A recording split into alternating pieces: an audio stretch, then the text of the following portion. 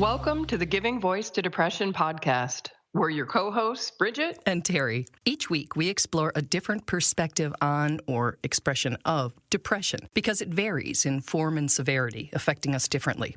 Our guests share intimate details of their struggles, coping strategies, and recovery. We keep it real because the struggle is real. We keep it hopeful because there is hope, in spite of what depression tells you. We're not experts or therapists. We're sisters and best friends who live with depression and know that talking about the illness reduces stigma and humanizes the experience, making it safer and easier to ask for needed support. You are far from alone. Hey, Terry. Hello, Bridget. We were talking the other day about the fact that there are a lot of people who listen to our podcasts who don't seem to be tapping into the social media presence that we have, in particular, our very heartwarming and supportive Facebook community. And there are people online who read these comments regularly, even daily, and we do post daily, and yet they seem to not listen to many or perhaps even any of our podcast episodes, which I just think is interesting. But today is kind of cool because our guest brings those two halves of our mission together. His name is Scott, and he listens to this podcast regularly, and from it, he learned of and joined our Facebook community. Then, when he heard an episode that planted a seed that eventually led him down a different path of recovery, he posted on our Facebook page that he had learned something that he thought could help others in the group. And today, he's here to tell us about it, a full circle of community and communication. And that's pretty much the founding principle of Giving Voice to Depression, Terry, that by sharing our stories and our experiences, we can all learn from each other and hopefully shed some more light on depression's dark path. Today, we're going to talk with Scott, a 31-year-old father and husband, and he's talking to us from Texas. The episode that's the first domino in this caring sequence is called Genetic Testing for Personalized Depression Meds. We'll link to it in case you missed it. Scott, who minored in health science, was intrigued. And I've always kind of wondered if there is some sort of predisposition to mental illness and depression on the genetic level. Genetic testing is a very big thing right now. You know, you see 23andMe or Ancestry DNA commercials on TV all the time. And I've thought previously, I'm like, okay, well, if they can tell us, you know, if we're 1/5 of a percent from some nation, why can't they tell us about mental function with a DNA test? There's so much information that's packed into DNA. Why couldn't it tell us more than just where we came from or anything like that? Scott listened to the episode and filed away the information. I just kind of filed it into the back of my head. I wasn't going to jump and order tests or anything like that right from the get-go. I didn't feel that I needed to. I was kind of under a good treatment plan at that time and kind of felt like had things under control. You know, I figured if it isn't broken, don't fix it kind of situation. So just held on to it. Until. So kind of everything fell apart early in June of this past year. Scott's grandmother, who he loved dearly and thought of as invincible, lost her battle to Alzheimer's. It was very hard, and I took it very hard. Before he even had a chance to process or recover from his loss, he got what he called kind of earth-shattering, unrelated news. His depression and anxiety flared. And I remember being done with work, closing my laptop, and just going and getting in bed and basically pulling the covers up and breaking down, not knowing what was going to happen, what I was going to do. The thought of suicide did cross my mind just because that's always something that creeps in and kicks the door open sometimes. When his wife came home, she knew this was different. With Scott's permission, she reached out to their parents, activating their support network.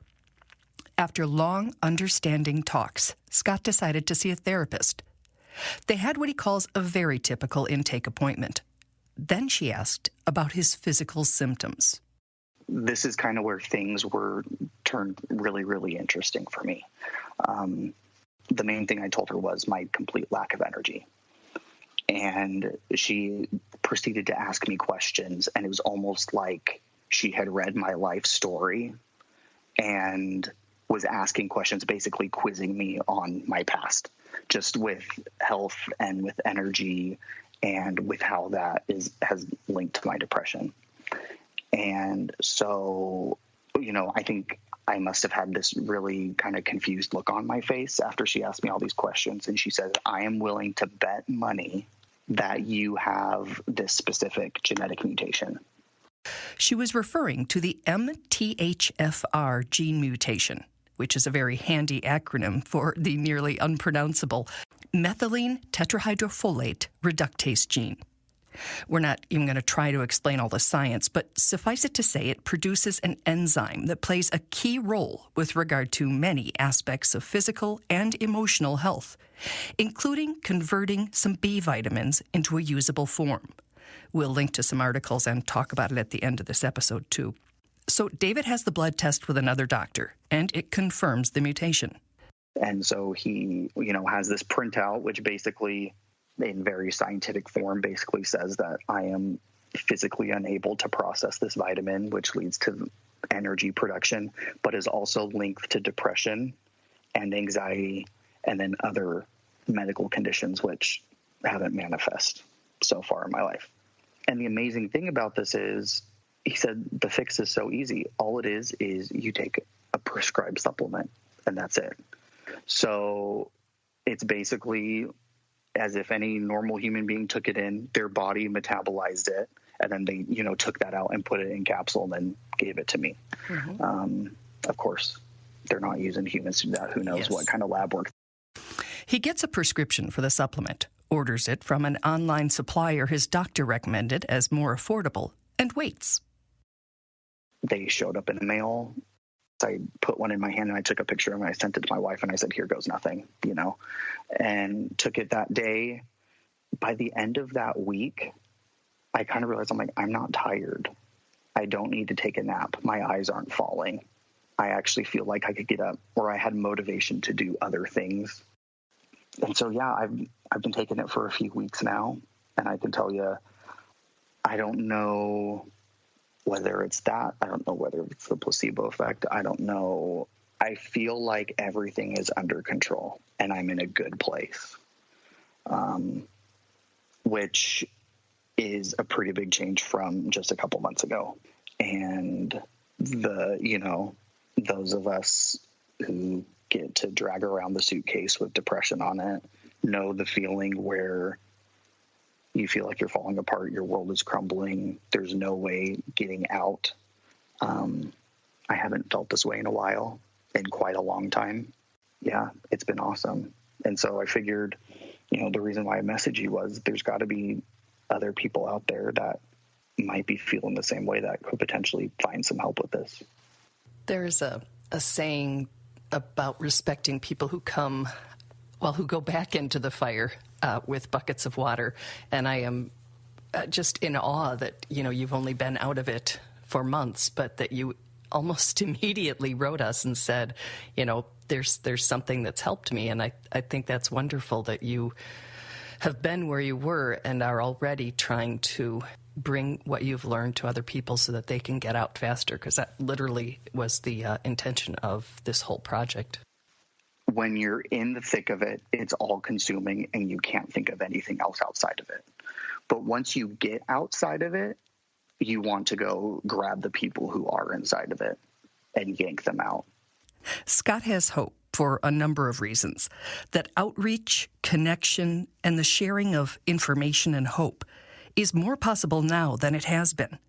And that we, all of us, are just the people to lead that effort.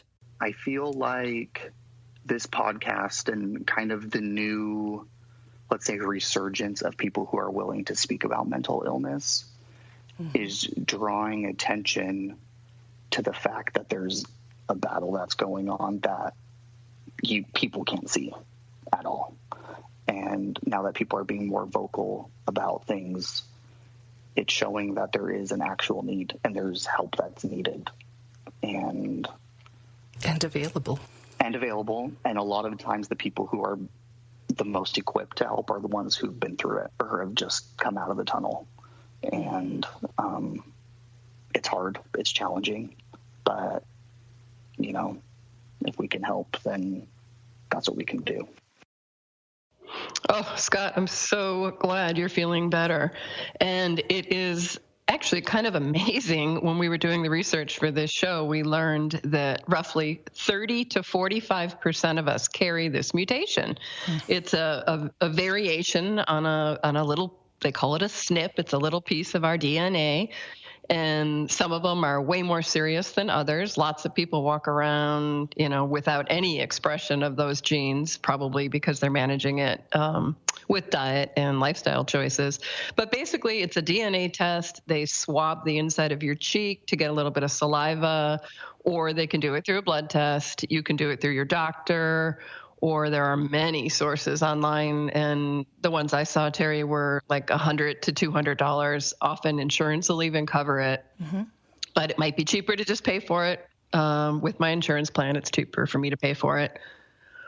But the gene, it's super important. I mean, it affects so many different aspects of our physical and emotional health. It's been proven to have a direct link with bipolar, anxiety, depression, ADHD, strokes, heart disease, migraines.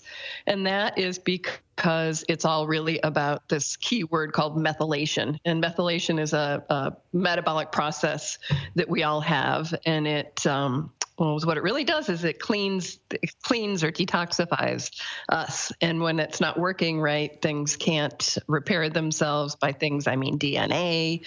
And it's a lot of people can go almost all the way to feeling better by what they call reducing the burden. And it's the same list, Terry, that we've seen over and over again for everything. And it's basically gut health, avoiding processed foods, reducing any plastic that touches your foods, getting all natural cleaners for your cosmetics and your house cleansers, getting some house plants, drinking filtered water, turning off your cell phone and not leaving it charging all night right next to your head. In other words, minimizing the EMFs. Exercise is one of the main things that we can do to help this detoxification that isn't working right. Lowering stress, getting some sun every day, eating foods that are high in folate. And some examples of that would be beans, spinach, avocados, broccoli, asparagus, oranges. So yeah, in a nutshell, it's reducing the burden and then making good lifestyle and diet decisions.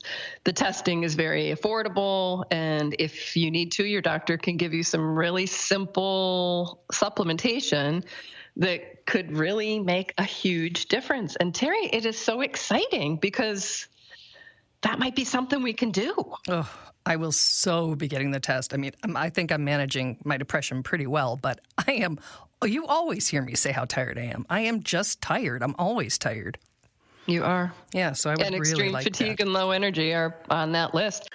Well, that's a lot to learn. You did a very, very good job researching, very thorough, but it's amazing to me that all of that is true and we don't hear about it. And if you write it down, by the way, MTHFR, it looks enough like shorthand for a curse word that it might help you remember it. And I'm not saying that because I want to act like a 12-year-old here, but just because. And the younger sister says it looks like Monday, Thursday, Friday to me. Okay, that's way cleaner. Okay, see, you're such a good girl. Okay, either way, it'll help you remember, MTHFR.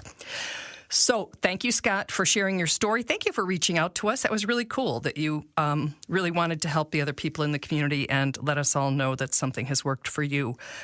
We will do the testing because I'm coming up on a physical anyway, and I'll just ask for it and let you know if it helps us as well. And there's tons of information online. Just Google it. Mm-hmm. And we will be linking to some as well as to the original episode that got Scott thinking down this path. And if you enjoy our podcast, check us out on social media and just see if that is another way that you can nourish yourself. Well, thank you again, Scott, and thank you, Bridget. And we'll be back next week with a fellow mental health podcaster. We truly hope that our podcast brings a little more understanding, helps you better articulate your experience of depression, or better understand how to support someone else's. We invite you to join us for daily posts on the Giving Voice to Depression Facebook page and on Twitter and Instagram at Voice Depression. It is a comfort to be among fellow travelers on depression's dark road. And remember, if you're struggling, speak up. If someone else is, listen up.